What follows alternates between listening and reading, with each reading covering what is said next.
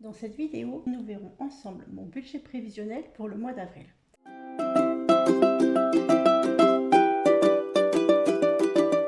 Bonjour à tous et bienvenue sur la chaîne Merci Budget.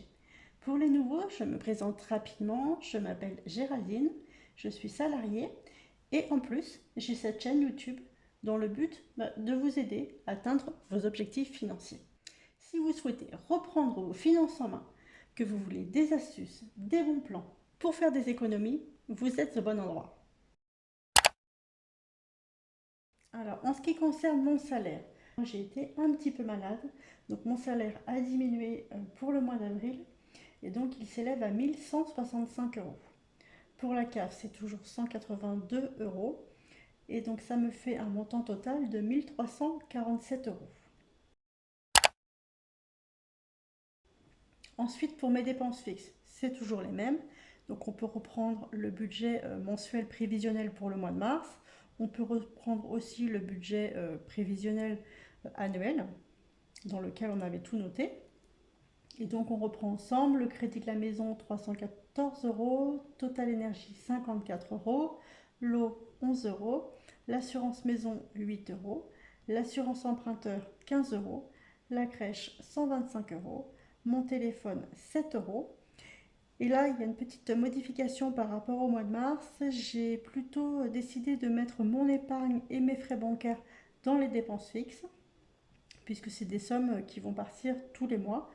Donc mon épargne 100 euros qui part automatiquement au début de mois, hein. C'est ce qu'on appelle se payer en premier. Je l'ai déjà dit dans une autre vidéo, il faut vraiment mettre ça en place le plus tôt possible.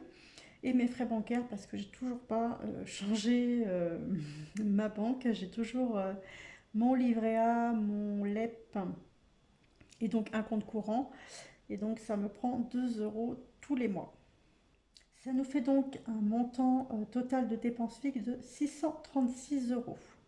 Le reste à vivre, comme je disais, c'est le total des ressources moins le total des dépenses fixes. Et donc nous sommes à 711 euros.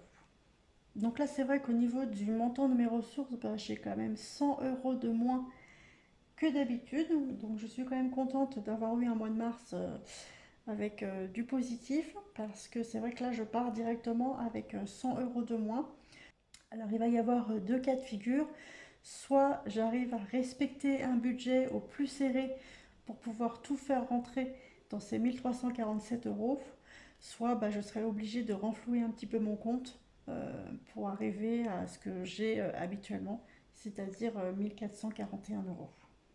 Mais là, l'idée, ça va vraiment être de regarder au maximum les dépenses pour ce mois d'avril.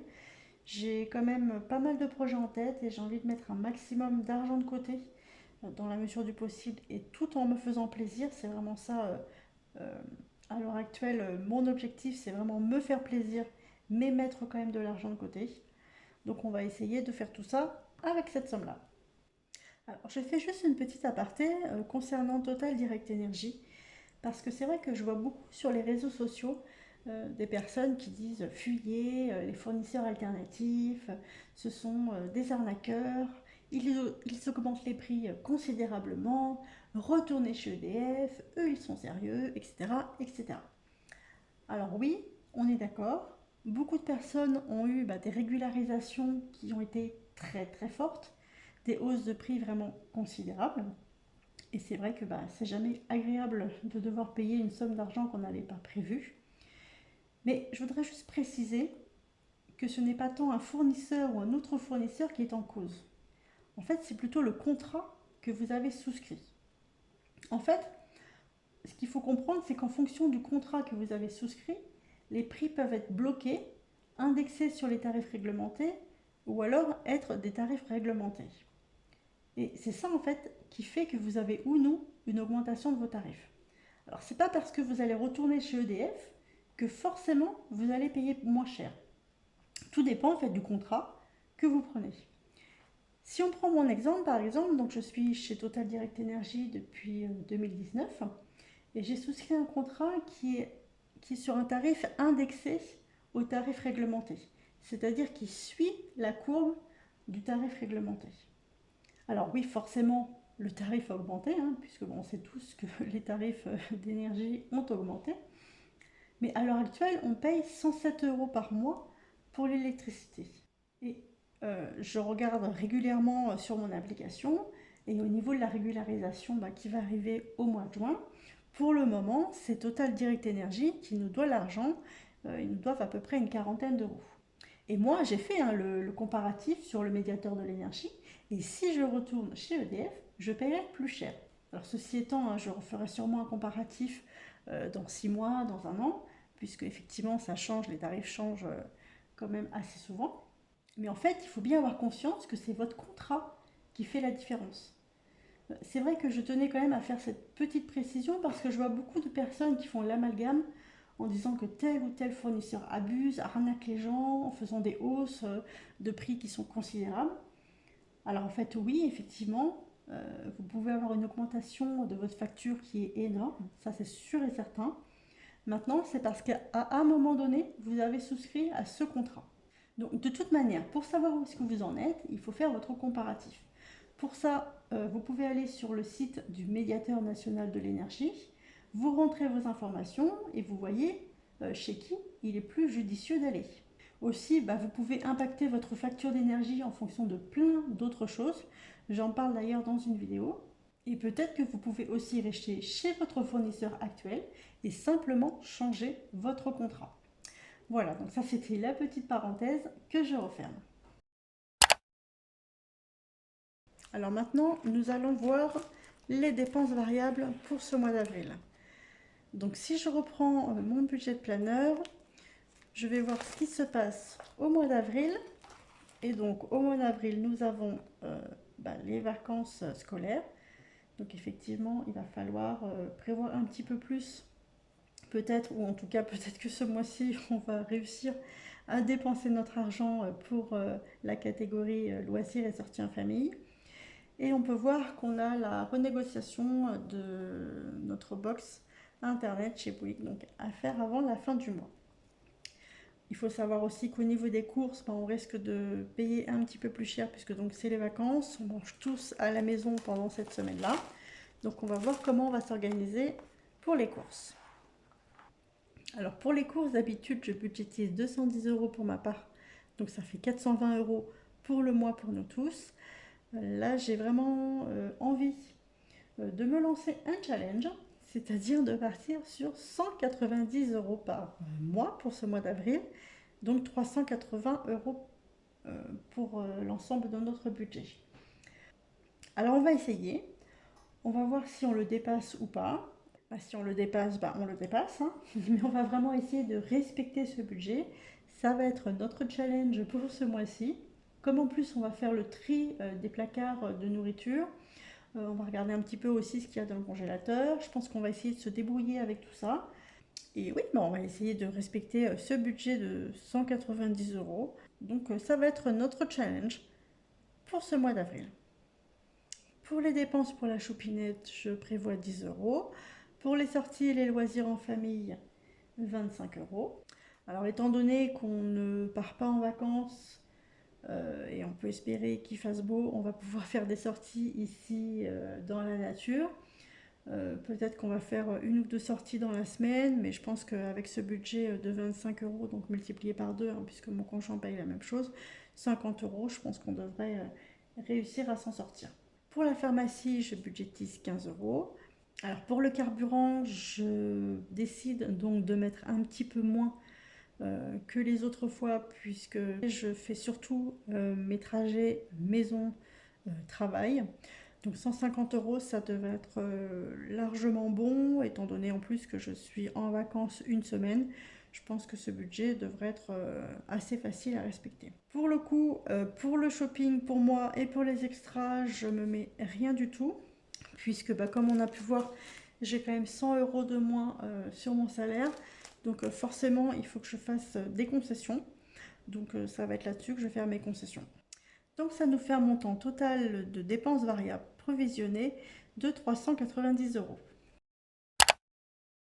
Ensuite, on reprend mes catégories d'enveloppe à provisionner. Pour l'entretien de la voiture, je mets dans mon enveloppe 50 €. Pour les soldes, avant, je budgétisais 60 € par mois, c'est-à-dire 720 € pour l'année. Et c'est vrai que en réfléchissant, je me suis dit que ça faisait quand même une énorme somme. Alors effectivement, c'est quelque chose que je dépensais à une époque, mais en fait, je me rends compte que depuis le Covid, c'est vrai que ça m'a énormément freiné dans mes dépenses. Et puis, à mon sens, j'ai énormément de vêtements dans mon armoire que je porte pas forcément, hein. C'est vrai que je porte souvent les mêmes choses. Donc l'idée, ça va être d'essayer de réduire mon budget pour mes soldes, puisque de toute manière, il y a forte chance que je n'atteigne pas cette somme à la fin de l'année. Et puis de toute façon, il faut que je n'atteigne pas cette somme à la fin de l'année. Je suis aussi dans l'optique de désencombrer un petit peu la maison et donc de désencombrer mon armoire. Et je pense que qu'il serait bien pour moi de regarder un petit peu ce que je possède avant de racheter d'autres choses. Et si vraiment les vêtements que j'ai dans mon armoire ne me plaisent plus, j'essaierai de les revendre. Ou alors sinon je les donnerai dans une recyclerie. Mais je pense que là il est temps, il est grand temps de faire quelque chose avec mes vêtements. C'est vraiment un gros point sur lequel je dois faire un effort. Et donc voilà, je vais réduire ce budget. Je pense que 500 euros à l'année, c'est tout à fait jouable. Il faut savoir que chez moi, ce qui comprend les soldes, ça va être mes vêtements, ça va être les chaussures, les accessoires et aussi une petite partie de maquillage, produits de beauté que j'essaye d'acheter le plus souvent en solde. Donc du coup, ces 500 euros à l'année nous feront 42 euros par mois euh, approvisionner. Du coup, ça me fera quand même une économie de 220 euros à l'année. Donc, on peut faire pas mal de choses avec 220 euros. Et puis, si par contre, à la fin de l'année, je me rends compte que je n'arrive pas à rentrer tous mes achats dans ce budget, j'augmenterai un petit peu. J'essaierai de réajuster. C'est tout l'intérêt de faire son budget annuel, c'est de pouvoir réajuster au fur et à mesure des mois, au fur et à mesure des années. Ensuite, donc nous avons Noël 40 euros, les anniversaires 26, l'assurance voiture 19, les granulés, l'entretien 27, la décoration et les travaux 30 euros, les vacances 50, une petite case inflation qui regroupe un petit peu tout 10 euros et la taxe foncière 32 euros. Pour les vacances, oui, j'ai prévu 50 euros. On a 2 semaines en commun cette année au mois de juillet, donc il va falloir qu'on s'en occupe. D'ailleurs, je vous ferai prochainement une petite vidéo pour savoir comment on peut budgétiser ses vacances. Je pense que ça peut être intéressant pour pas mal de personnes. Donc voilà, donc ça, il faut qu'on s'occupe des vacances. Alors, les dépenses approvisionnées s'élèvent à 326 euros. Petite parenthèse, comment on fonctionne dans notre couple? En fait, pour tout ce qui est dépenses communes, que ce soit les granulés, la décoration, les travaux, les vacances, l'inflation, la taxe foncière, mais aussi les courses, les dépenses pour notre fille, etc. Je les budgétise sur l'année. Ensuite, je les divise par 12 pour pouvoir les lisser sur l'année. C'est le principe du budget annuel. Et ensuite, on fait 50-50. Donc en fait, ça représente 1800 euros de dépenses communes par mois. Et donc chaque mois, en début de mois, il y a 900 euros qui partent de chaque compte personnel pour aller vers le conjoint. Et on fait ça en fait depuis qu'on a acheté la maison. Ça fonctionne très bien pour nous. On fait quelques ajustements. Il y a quelques temps, on était à 850 euros par mois par personne. Mais effectivement, il y a eu des augmentations un petit peu partout. Du coup, on a préféré passer à 900 euros pour être sûr que tout rentre dans le budget. Ensuite, dès qu'on a une dépense qui arrive, qu'on doit payer, alors on la paye avec notre compte personnel. Par exemple, pour les courses, quand je fais les courses, je paye avec mon compte personnel, avec mon compte Boursorama. Et ensuite, je me refais un virement du compte joint vers mon compte personnel. Alors, je ne le fais pas forcément à chaque fois, hein. Je ne le fais même pas du tout à chaque fois. Je le fais à peu près une fois par mois. Et je reprends toutes les dépenses communes qu'on a pu faire et je me refais un virement. Mon conjoint fait exactement la même chose. Lui, ça va plutôt être des matériaux, par exemple, pour les travaux, ou quand il achète la palette de granulés. Ensuite, il se refait un virement du conjoint vers le compte personnel. Donc voilà comment on fonctionne, nous, dans notre foyer. Alors, si on fait le total, on peut voir que mes ressources s'élèvent à 1347 euros. mes dépenses fixes à 636 euros, mes dépenses variables courantes à 390 et mes dépenses approvisionnées à 326 euros. Ce qui nous fait un solde négatif de 5 euros. Alors pour l'instant, je vais laisser les montants provisionnels comme ça et je vais voir au fur et à mesure du mois. Je vais bien suivre avec mes petits trackers l'évolution de mes dépenses et puis notamment au niveau du carburant et de mes courses alimentaires. Au besoin, je remettrai un petit peu d'argent sur mon compte. C'est vrai que j'ai eu la chance de faire moins de dépenses au mois de mars, mais là l'idée ça va vraiment être d'essayer de se challenger pour rester dans ce budget. Alors on peut voir que je ne fais pas le budget base 0, puisque le budget base 0 ça aurait été de mettre 0 ici et d'allouer chaque montant, de les répartir dans chaque catégorie. On peut voir par contre qu'on s'en rapproche quand même beaucoup, puisqu'à chaque fois je suis aux alentours des 0 euros. Donc pour l'instant, je n'arrive pas encore à vivre en dessous de mes moyens. C'est quelque chose que j'aimerais bien réussir à faire. Ceci étant, c'est vrai que je n'ai pas des ressources non plus énormes. Même si voilà, je conçois qu'avoir 1347 euros dans le mois, c'est déjà beaucoup pour certaines personnes. Mais c'est vrai que mon train de vie à l'heure actuelle ne me permet pas de mettre autant d'argent de côté que j'aimerais, tout en me faisant plaisir, puisque comme je le disais, j'attribue donc des montants pour moi, que pour l'instant je n'arrive pas forcément à dépenser. Mais l'idée c'est vraiment de faire son budget annuel, de provisionner toutes les dépenses qui vont arriver au cours de l'année, de pouvoir mettre quand même de l'argent de côté, puisque je mets quand même 100 euros par mois de côté, au minimum, et de pouvoir quand même nous faire plaisir. Si tu as des questions, tu n'hésites pas à me les poser en commentaire ou par mail. J'y répondrai vraiment avec grand plaisir. Et si tu as aimé cette vidéo, un petit j'aime, ça fait toujours plaisir. Et si tu veux enfin prendre tes finances en main et ne pas louper les prochaines vidéos, pense à t'abonner et activer la petite cloche. Voilà, sur ce, je te dis à très vite. Bye!